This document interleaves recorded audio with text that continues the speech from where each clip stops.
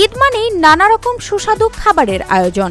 পোলাও, কোরমা, বিরিয়ানি, কাবাব সহ দিনভর নানা পদ খাওয়ার পর অনেকেই তৃষ্ণা মেটাতে মাত্রাতিরিক্ত কোমল পানীয় পান করেন। কিন্তু অতিরিক্ত চিনি ও কৃত্রিম উপাদানে ভরা এসব কোমল পানীয় শরীরের জন্য মারাত্মক ক্ষতিকর। এসব কোমল পানীয় পান করলে হজমের সমস্যা, অতিরিক্ত ক্যালোরি গ্রহণ এবং দীর্ঘমেয়াদী ডায়াবেটিস হতে পারে। পুষ্টিবিদদের মতে ঈদের ভারী খাবারের পর কোমল পানীয়ের পরিবর্তে প্রাকৃতিক ও স্বাস্থ্যকর পানীয় বেছে নেওয়াই ভালো। ঘরেই সহজ উপকরণ দিয়ে তৈরি করা যায় এমন কিছু পানীয় যা শরীরকে সতেজ রাখার পাশাপাশি হজমেও সাহায্য করে। চলুন জেনে নেই কিছু সহজ রেসিপি।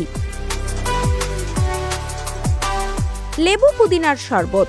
1 গ্লাস ঠান্ডা পানিতে লেবুর রস, সামান্য মধু বা অল্প চিনি এবং কয়েকটি পুদিনা পাতা মিশিয়ে তৈরি করা যায় সতেজ লেবু পুদিনার শরবত। এটি শরীরকে ঠান্ডা রাখে এবং হজমে সহায়তা করে।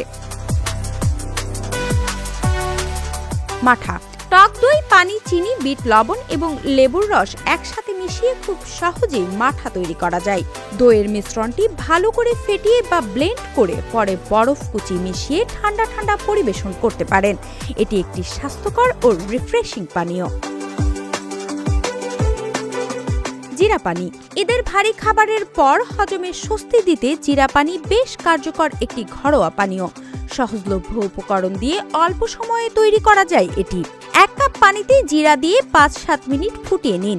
এরপর চুলা থেকে নামিয়ে ছেঁকে নিন। ঠান্ডা হলে তাতে লেবুর রস, মধু ও লবণ মিশিয়ে নিলেই তৈরি হয়ে যাবে স্বাস্থ্যকর ও মজাদার জিরা পানি। চিকিৎসকদের মতে ঈদের সময় অতিরিক্ত মিষ্টি ও তেলযুক্ত খাবারের পাশাপাশি কোমল পানীয়ের ব্যবহার কমিয়ে প্রাকৃতিক পানীয় গ্রহণ করলে শরীর সুস্থ রাখা সহজ হয়। তাই উৎসবের আনন্দে খাবারের পাশাপাশি স্বাস্থ্যকর পানীয়ের দিকেও সমান গুরুত্ব দেওয়ার পরামর্শ দিয়েছেন বিশেষজ্ঞরা। ফিরদৌসী স্বর্ণা, ঢাকা জার্নাল।